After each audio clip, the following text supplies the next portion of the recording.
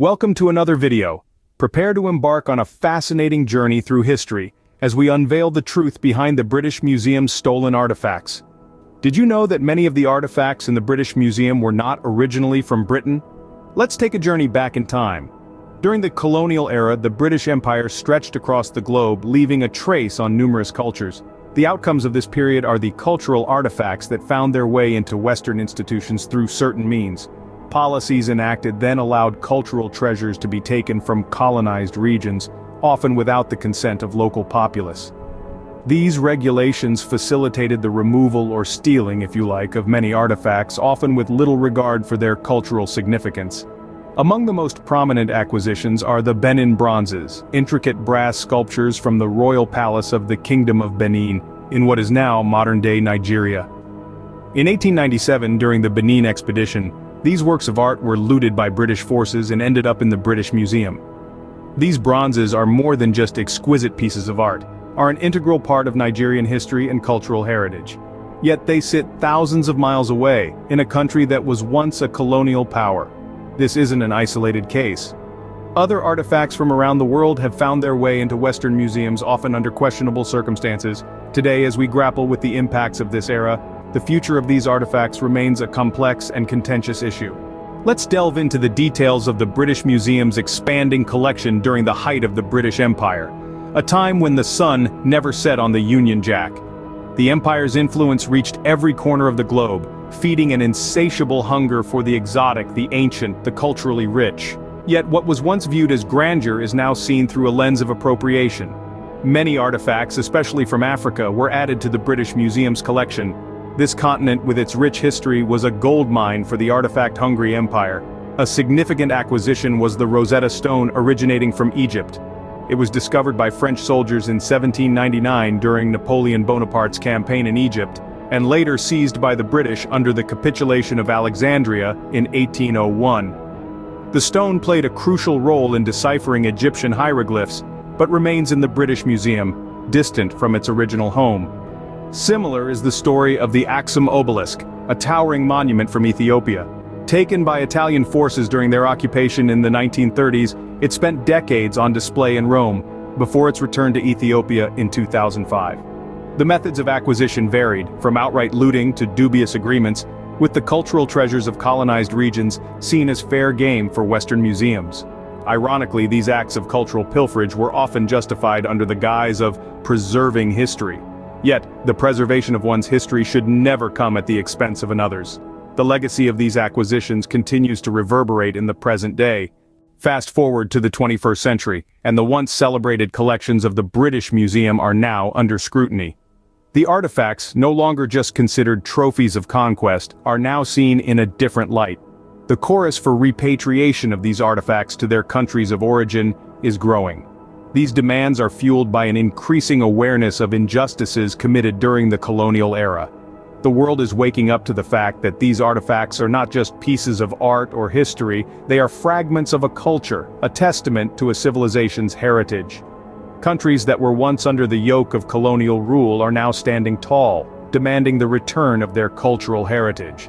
From the far reaches of Africa to the bustling cities of Asia, the call for repatriation echoes. Take the case of Nigeria, home of the Benin bronzes, taken during the Benin expedition of 1897, and now Nigeria wants them back. Or consider Egypt, the land of pharaohs and pyramids, demanding the return of the Rosetta Stone. Western museums are finding themselves in a bit of a pickle.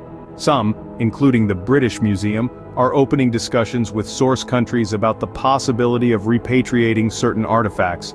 But progress has been slow. The debates over ownership, cultural heritage, and restitution are as heated as a British afternoon tea debate about whether the milk goes in first or last.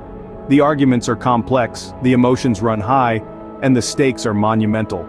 The response from institutions like the British Museum remains mixed. It's a tale as old as time, playing out in the modern era, and the final chapter is yet to be written. The British Museum holds a significant collection of these sculptures, reflecting the colonial past. Recently, China joined demands for the return of artifacts after the British Museum theft scandal, with an editorial in state-run newspaper. It said there were 23,000 Chinese cultural items in the museum's collection, including statues, bronzes, scrolls, and other extremely valuable national treasures.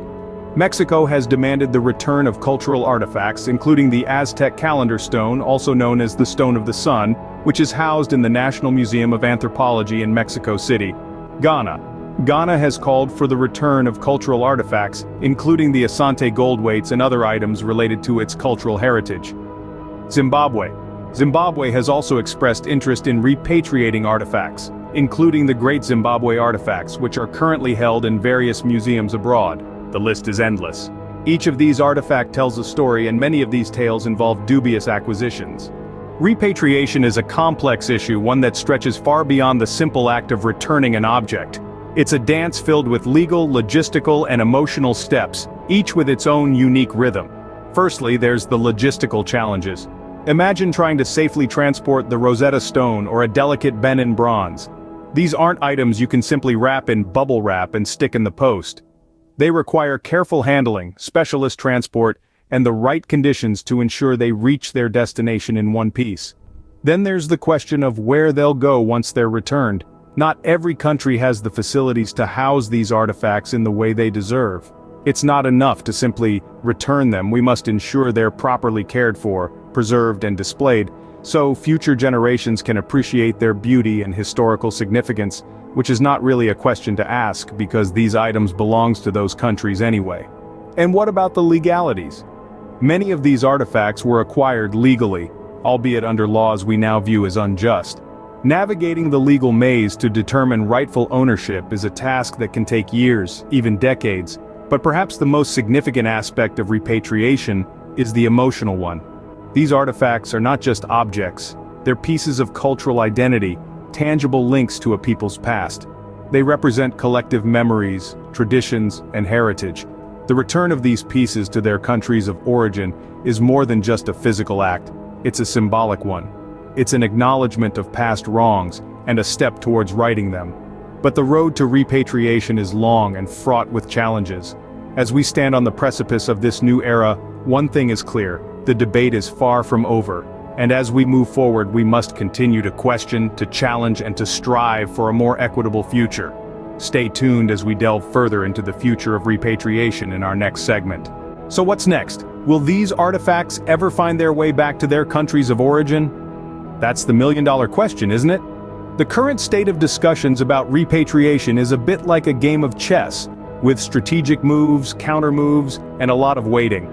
Some institutions have started taking steps towards repatriation, but it's not as simple as packing up the artifacts and shipping them off. There are logistical challenges, like ensuring the safe transport of delicate and priceless artifacts. There's also the question of where these items would be housed and displayed once they're returned. Not all countries have the necessary facilities or resources to properly care for and display these artifacts, which is a concern. And then there's the legal quagmire. Many of these artifacts were acquired under laws that, while unjust by today's standards, were legal at the time. Artifacts are closely tied to cultural identities. They symbolize collective memories, traditions, and heritage.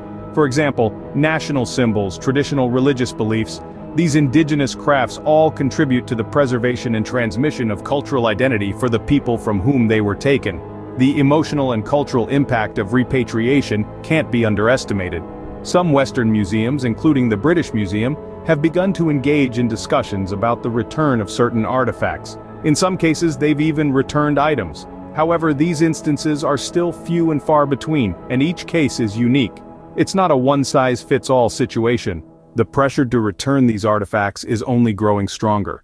As we move forward, it's essential that we continue to question and challenge the practices of the past, and work towards a more equitable and just future. So, where does this leave us?